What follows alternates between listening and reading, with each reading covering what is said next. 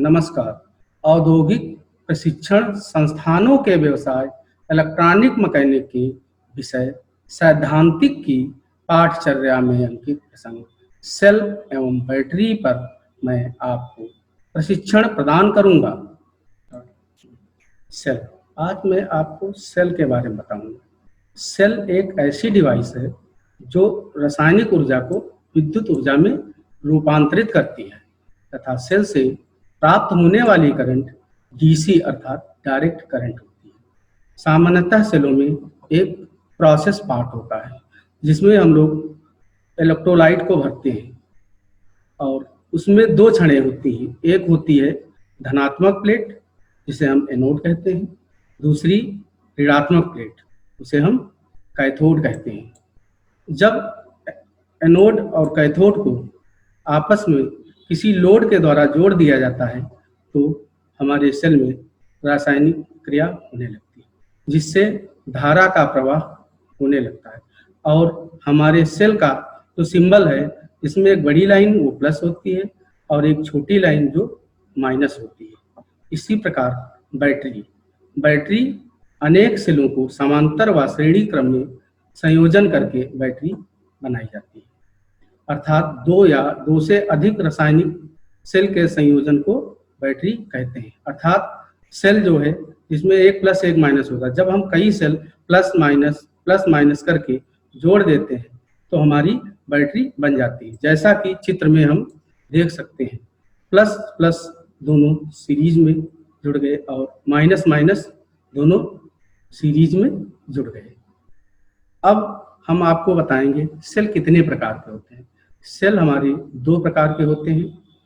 Number एक प्राथमिक cell, दूसरा द्वितीयक सेल। आज हम प्राथमिक सेल के बारे में बात करेंगे। प्राथमिक सेल वह सेल है जो रासायनिक प्रतिक्रिया के द्वारा रासायनिक ऊर्जा को विद्युतीय ऊर्जा में परिवर्तित कर सकता है, परंतु विद्युतीय ऊर्जा को पुनः रासायनिक ऊर्जा के रूप में एकत्रित नहीं कर सकता है। प्राथमिक सेल कहलाते हैं। अर्थात वे सेल जिन्हें पुनः चार्ज नहीं किया जा सकता है। जब वे सेल डिस्चार्ज होते हैं तो इलेक्ट्रोलाइट और इलेक्ट्रॉन दोनों का व्यय होता है। अगर इनको दोबारा फिर से यूज करना हो तो हमें इलेक्ट्रोलाइट और इलेक्ट्रॉन दोनों को बदलना पड़ता है। इन्हें फिर से काम में लाने के लिए इलेक्ट्रोड व इलेक्ट्रोलाइट दोनों को बदलना पड़ता है। प्राथमिक सेल के कुछ उदाहरण हैं जैसे voltaic cell, Daniell cell, Leclanche cell.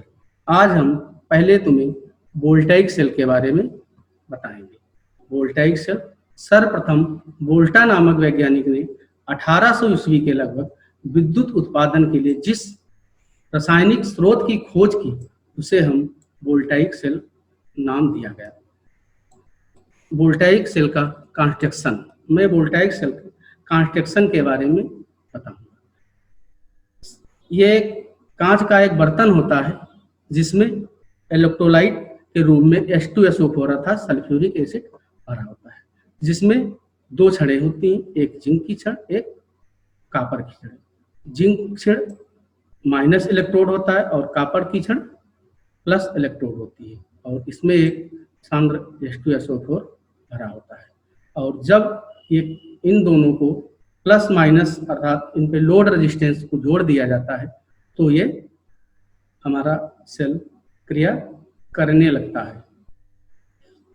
इस प्रकार इलेक्ट्रॉन का प्रवाह सेल के अंदर तांबे की छड़ से जस्ते की ओर होता है तथा सेल के बाहर जस्ते की छड़ से तांबे की छड़ की ओर होता है। अर्थात विद्युत धारा का प्रवाह सेल के बाहर एनोड से कैथोड प्लेट की ओर होता है, अर्थात कॉपर की छड़ से जस्ते की छड़ ओर माना जाता है। इस सेल का विद्युत वाहक बल 1.08 वोल्ट होता है। जब हम जिंक और कॉपर की छड़ को किसी इलेक्ट्रोड के द्वारा जोड़ते हैं तो हमारी कुछ रासायनिक क्रिया होती है, अर्थात जो हमारा H2SO4 सल्फ्यूरिक एसिड है वो H तथा SO4 अर्थात H मीन्स धनायन और ऋणायन, माइनस आयन और प्लस आयन में टूट जाता है। इस प्रकार हमारा H2SO4 अर्थात ये जब क्रिया करता है तो हमारा 2H प्लस SO4 अर्थात हाइड्रोजन आयन और सल्फेट आयन में टूट जाता है। इस प्रकार जब हम कैथोड पे क्रिया होती है तो Zn जिंक हमारा प्लस आयन में Z प्लस प्लस तथा दो इलेक्ट्रॉन इकट्ठा करता है, और जब जिंक प्लस प्लस की अर्थात जिंक धनायन और सल्फेट ऋणायन की क्रिया होती है तो हमारा जिंक सल्फेट बनता है। और हाइड्रोजन की क्रिया जब इलेक्ट्रॉन से होती है तो H2 बनता है। इस प्रकार हमारा ये वोल्टाइक सेल के रासायनिक समीकरण हुए। और जब यह सेल कार्य करता है तो इसमें कुछ दोष उत्पन्न होते हैं। इस सेल में दो प्रकार के दोष पाए जाते हैं। नंबर 1 होता है लोकल दोष, लोकल एक्शन अर्थात स्थानीय क्रिया। दूसरा ध्रुवण दोष अर्थात पोलराइजेशन। स्थानीय क्रिया दोष कैसे होता है? बाजार में मिलने वाला जस्ता रासायनिक दृष्टि से शुद्ध नहीं पाया जाता है। इसमें अल्प मात्रा में सीसा, लोहा, कार्बन, आर्सेनिक अन्य अशुद्ध के रूप में पाए जाते हैं। जस्ते की छड़ पर उपरोक्त किसी भी तत्व का कण विद्यमान रहता है तो उस स्थान पर एक छोटा सा सेल बन जाता है। इस प्रकार जस्ते की छड़ में अनेकों छोटे छोटे सेल बन जाते हैं, जिससे सेलों में प्रवाहित होने वाली धारा से रासायनिक ऊर्जा का अपव्यय होता है अर्थात रासायनिक ऊर्जा का नुकसान होता है। इस क्रिया को हम स्थानीय क्रिया या लोकल एक्शन कहते हैं। इस दोष को दूर करने के लिए अगर हम जस्ते की छड़ पर पारे अर्थात पारे की कोटिंग चढ़ा दी जाए तो पारा जस्ते के साथ एक प्रकार का अमलगम बना लेता है, जबकि अन्य तत्वों के साथ अमलगम नहीं बना पाता है। इस प्रकार केवल जस्ता ही इलेक्ट्रोलाइट के संपर्क में आ पाता है और अन्य तत्व संपर्क में नहीं आ पाते। इस प्रकार हम स्थानीय क्रिया या लोकल एक्शन दोष को दूर कर सकते हैं। नंबर 2 दोष है ध्रुवण दोष हाइड्रोजन आयन जो है तांबे की छड़ पर पहुंचकर अपना आवेश छड़ को दे देते हैं और स्वयं बुलबुले के रूप में छड़ के ओर चारों ओर लग जाते हैं।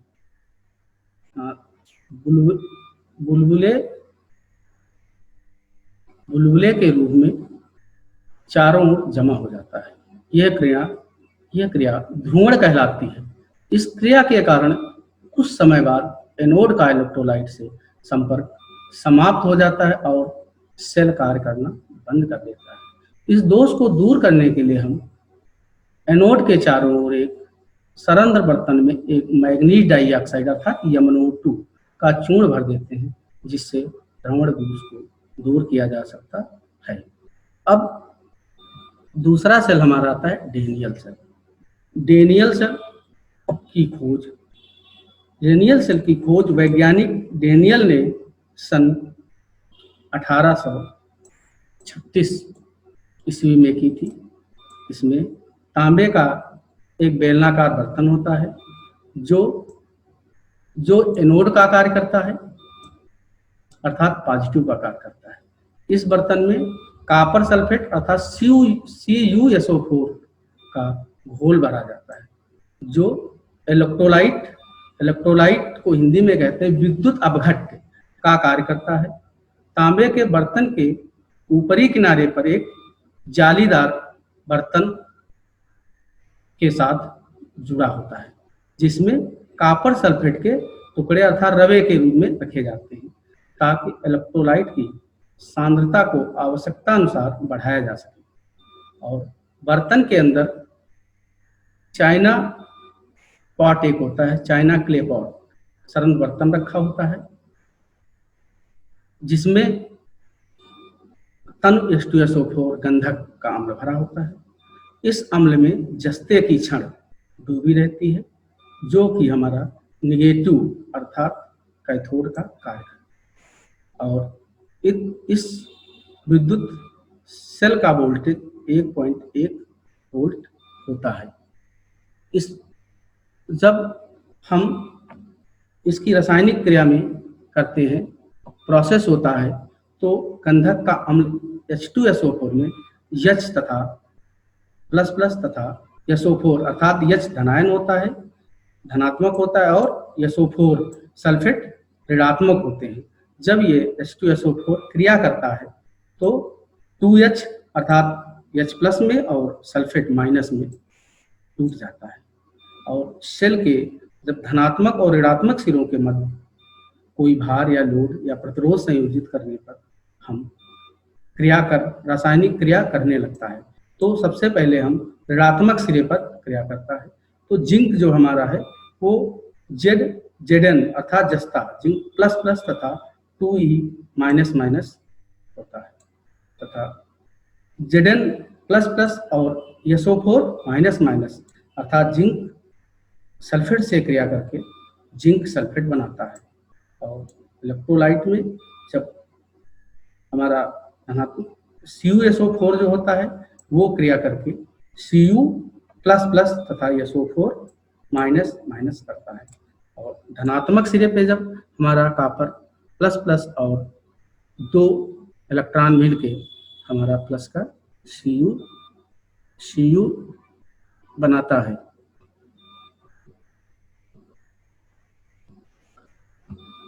इसमें भी कुछ दोष होते हैं। रासायनिक क्रिया के समय तांबा अर्थात कॉपर निरंतर बर्तन के भीतरी सतह पर जमा होता रहता है। इस प्रकार इलेक्ट्रोलाइट में कॉपर सल्फेट में कमी हो जाती है। अतः कॉपर सल्फेट की कमी को दूर करने के लिए बर्तन में जो ऊपरी जालीदार एक बर्तन जुड़ा होता है उसमें हमारे कॉपर सल्फेट के कुछ टुकड़े दबे रखे जाते हैं, जिससे कॉपर सल्फेट की कमी पूरी होती रहती है और इसमें इस प्रकार का दोष उत्पन्न नहीं होता है। दूसरी क्षण हमारी जस्ते की है। जस्ते की क्षण पर पारे की कोटिंग चढ़ा दी जाती है, जिससे पारा जस्ते की क्षण के ऊपर सतह पर अमलगम नहीं बना पाता है, जिससे हमारी स्थानीय क्रिया को भी दोष को भी दूर किया जा सकता है। ये हमारा डेनियल सेल को हमने बताया। अब आज हम तुम्हें लेक्लांसे सेल को बताएंगे। लेक्लांसे सेल, इसकी खोज जॉर्ज लेक्लांसे ने लगभग 1868 ईस्वी में की थी। इसमें लेक्लांसे ने लगभग 1968 में की थी। इस सेल में कांच का बर्तन होता है जिसमें इलेक्ट्रोलाइट के रूप में अमोनियम क्लोराइड अर्थात NH4Cl का घोल भरा होता है। बर्तन के अंदर इलेक्ट्रोलाइट में चाइना क्ले का एक सरंध्र बर्तन रखा जाता है, जिसमें एक कार्बन की छड़ रखी जाती है। इस कार्बन की छड़ के चारों ओर मैग्नीज डाइऑक्साइड तथा कार्बन पाउडर का चूर्ण भरा रहता है, तथा कांच के बर्तन में भरे अमोनियम क्लोराइड अर्थात NH4Cl में जस्ते की छड़ रखी जाती है। जस्ते की छड़ नेगेटिव अर्थात कैथोड इलेक्ट्रोड का कार्य करती है, तथा कार्बन की छड़ इलेक्ट्रोड अर्थात एनोड का कार्य करती है। लेक्लांसे सेल का वोल्टेज 1.5 वोल्ट होता है। जब रासायनिक क्रिया होती है तो हमारा अमोनियम क्लोराइड का घोल जो इसमें भरा होता है सेल में, वो NH4++Cl माइनस माइनस आयन उपस्थित रहते हैं। अर्थात NH4Cl जब क्रिया करता है तो NH4++ तथा प्लस Cl माइनस में टूट जाता है। जब सेल में पॉजिटिव व नेगेटिव इलेक्ट्रोडों के मध्य लोड या हम किसी बल्ब को जोड़ते हैं तो हमारी नेगेटिव प्लेट पे निम्न क्रिया होती है, अर्थात जिंक Zn जो है हमारा जब टूटता है तो Zn zinc plus plus plus 2 electron minus कर जाते हैं, अर्थात Zn प्लस 2Cl माइनस, ये क्रिया करके जिंक ZnCl2 अर्थात जिंक क्लोराइड बनाता है। जब पॉजिटिव टर्मिनल में क्रिया होती है तो H2 प्लस 2MnO2 जब क्रिया करता है तो Mn2O3 प्लस H2 अर्थात पानी, और Mn2O3 के साथ जब ऑक्सीजन से क्रिया करता है तो हम 4MnO2 तैयार होता है। इस प्रकार हमारी सेल की ये क्रिया होती है और इसमें भी कुछ कुछ दोष पाए जाते हैं। नंबर 1 है स्थानीय क्रिया का दोष। इस सेल में स्थानीय क्रिया को दोष को की संभावना कम रहती है, क्योंकि इसलिए पहले ही जिंक की छड़ पर पारे की कोटिंग चढ़ा दी जाती है, जिससे जिंक की छड़ के पास अन्य कोई तत्व नहीं आ पाते हैं और इस प्रकार हमारी स्थानीय क्रिया दोष को दूर किया जा सकता है। दूसरा है ध्रुवण दोष। ध्रुवण दोष को दूर करने के लिए कार्बन की छड़ के चारों ओर मैग्नीज डाइऑक्साइड का चूर्ण भर दिया जाता है। इस प्रकार ध्रुवण दोष को भी दूर किया जा सकता है। ये हमारा लेक्लांसे सेल हुआ। अब हम आपको शुष्क सेल के बारे में बताएंगे। शुष्क सेल में अमोनियम क्लोराइड NH4Cl के पेस्ट के रूप में प्रयोग होता है और इस सेल का, जबकि शुष्क सेल में ये NH4Cl का जो पेस्ट होता है वो लुगदी के रूप में होता है। इसमें एक जस्ते की चादर से निर्मित एक बेलनाकार बर्तन होता है जो ऋणात्मक सिरे का आकार करती है और कार्बन की छड़ के चारों ओर मोटे कपड़े की बेलनाकार पॉकेट थैली में सिली होती है, जिसमें मैग्नीज डाइऑक्साइड, कार्बन, अमोनिया और जिंक क्लोराइड क्रमशः 10%, 5% और 75% अनुपात का चूर्ण के रूप में भरा होता है। ड्राई सेल लेक्लांसे का ही एक संशोधित रूप है।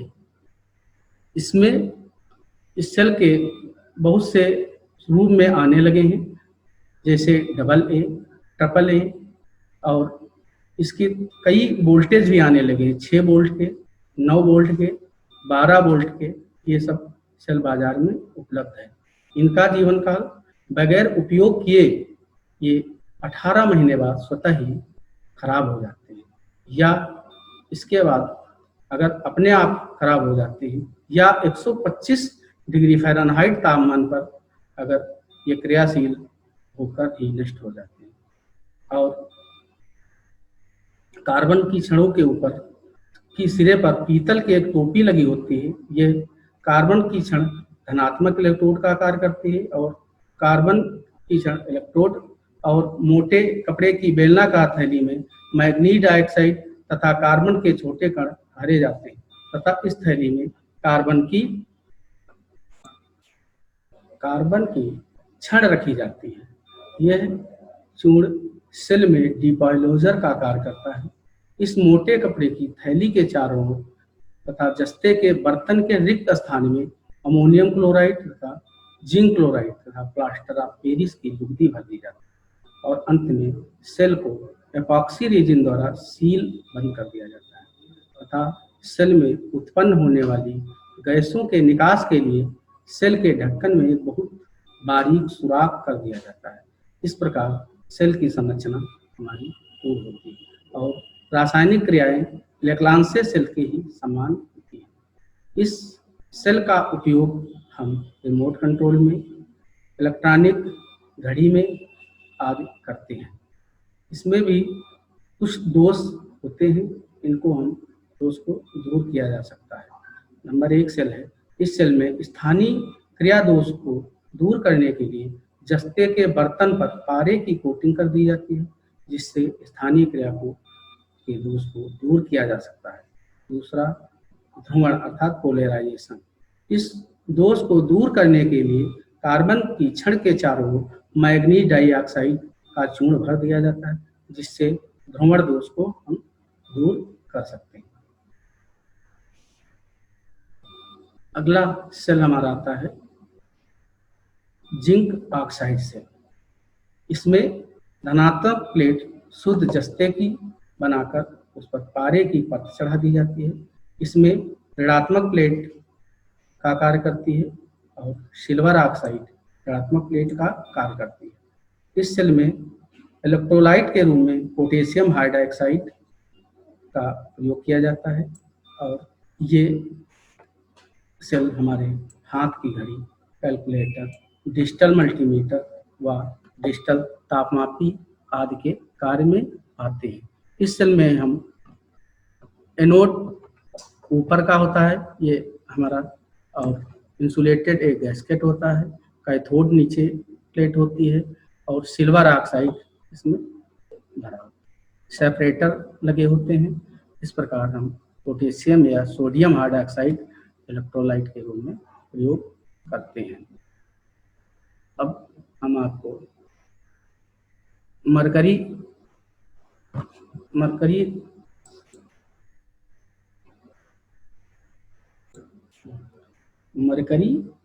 ऑक्साइड सेल, ये भी शुष्क सेल होते हैं, इसके बारे में अब आप बात करेंगे। मरकरी सेल, इस प्रकार के सेल में एनोड जिंक का तथा कैथोड मरकरी कंपाउंड से व इलेक्ट्रोलाइट के रूप में KOH अर्थात पोटेशियम हाइड्रोक्साइड अथवा NaOH सोडियम हाइड्रोक्साइड का उपयोग किया जाता है। ये सामान्यतः बटन प्रकार के होते हैं। इनका व्यास 3/8 से 1 इंच तक होता है। इस सेल का ऊपरी हिस्सा धनात्मक होता है तथा नीचे का भाग ऋणात्मक होता है। ओपन सर्किट वोल्टेज में कैथोड के मर्क्यूरिक ऑक्साइड के बने होते हैं। इससे 1.35 वोल्ट तथा मैग्नीज डाइऑक्साइड से बने वो 1.4 वोल्ट होता है। सामान्य उपयोग हेतु हमेशा वो 1.35 वोल्ट का सेल ही मार्केट में उपलब्ध रहता है। इसका उपयोग उच्च आवेश हेतु एक समान विसर्जन की विशेषता हेतु किया जाता है। इसका आंतरिक प्रतिरोध बहुत ही कम होकर स्थिर रहता है। यह 130 फ़ारेनहाइट तापमान पर लगातार कार्य करने की क्षमता रखते हैं। ये सेल बहुत महंगे होते हैं, इसलिए इनको लोग बहुत कम खरीदते हैं। इस सेल मरकरी ऑक्साइड के बाद हम आपको लिथियम सेल के बारे में, जिंक क्लोराइड सेल के बारे में हम बताएंगे। यह कार्बन जिंक का बदला हुआ रूप है। इनमें इलेक्ट्रोलाइट केवल जिंक क्लोराइड को समाहित रखता है। ये उच्च दक्षता वाले सेल होते हैं, अतः ये लेक्लांसिया सेल से ज़्यादा मात्रा में तो लंबे समय तक विद्युत उत्सर्जित करते हैं। इसमें रासायनिक क्रिया के दौरान पानी तथा शेष रासायनिक पदार्थ बनते हैं, उसे जिंक क्लोराइड द्वारा ग्रहण कर लिए जाते हैं, जिससे सेल अंत तक शुष्क बना रहता है तथा इसमें रिसाव की समस्या नहीं आती। ये सेल हमारे कई प्रकार के बनाए जाते हैं। एक सेल हमारा AA होता है, ये भी 1.5 वोल्ट जो है इसकी वोल्टेज विद्युत वाहक बल होता है। ये AA प्रकार के होते हैं। AAA प्रकार के होते हैं और टार्च में प्रयोग होते हैं और 9 वोल्ट की बैटरी के रूप में प्रयोग किए जाते हैं। अब हम आपको लिथियम सेल के बारे में बताएंगे। यह अन्य प्राथमिक सेलों की तुलना में आधुनिक प्रकार का सेल है। इसके उच्च विभव 3 वोल्ट लंबी उम्र का, कम वजन का तथा छोटे आकार के कारण ये विशेष प्रकार के उपयोग हेतु उत्तम सेल है। ये कार्बन जिंक शुष्क सेल की तुलना में 10 गुना ज़्यादा ऊर्जा देता है। इलेक्ट्रोलाइट के उपयोग के आधार पर ये 2 प्रकार के सेल प्रयोग में लाए जाते हैं। Number 1 lithium sulphur dioxide cell, दूसरा लिथियम थायोनाइल क्लोराइड। इसमें भी हमारा कैथोड पॉजिटिव इलेक्ट्रोड होते हैं, एनोड भी नेगेटिव, और इसमें हमारी सेपरेटर लगा होता है और इलेक्ट्रोलाइट भरा होता है। इस प्रकार हमारा ये लिथियम सेल जो है तैयार होता है। और इसको जो है, इसमें एक बहुत बड़ी सावधानी है, ये सेल बहुत जहरीले टाइप के होते हैं तथा इनको प्रयोग करने के बाद जमीन के अंदर गाड़ या अंदर रख देना चाहिए। इस प्रकार हमने प्राथमिक सेलों में सेल और बैटरी के बारे में बताया। और सेल कितने प्रकार के होते हैं, और उनमें से voltaic cell, Daniell cell, Leclanche cell, शुष्क सेल, सिल्वर ऑक्साइड सेलों के बारे में विस्तृत रूप में हमने आपको बताया। और ये सारे सेलों का संदर्भ हमने शशिकांत राय इलेक्ट्रॉनिक मैकेनिक थ्योरी से लिया और WW भारत स्किल काम से लिया। आज मैंने सेल एवं बैटरी पर आपको प्रशिक्षण प्रदान किया है। आशा है आपको यह प्रशिक्षण भविष्य हेतु मददगार होगा। धन्यवाद।